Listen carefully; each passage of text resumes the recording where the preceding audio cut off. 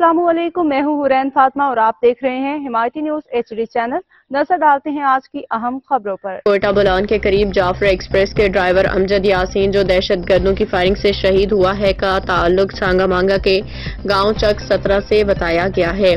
शहीद train driver Amjad Yasin का वालिद यासीन राजपूत भी रेलवे कोयटा में बतौर इलेक्ट्रीशियन रिटायर्ड हुए थे।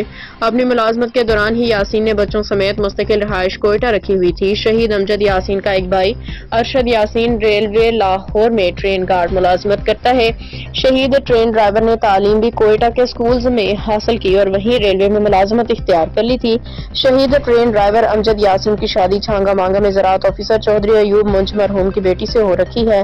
शहीद ड्राइवर 3 बच्चों का बाप था। शहीद railway engine driver Amjad Yasin एक बेटी और 2 बेटों का बाप था। सबसे बड़ी बेटी डॉक्टर और दोनों बेटे FSC और मैट्रिक के तालिब इल्म है। मज़ीद अपडेट्स के लिए देखते रहें हिमायती न्यूज HD चैनल।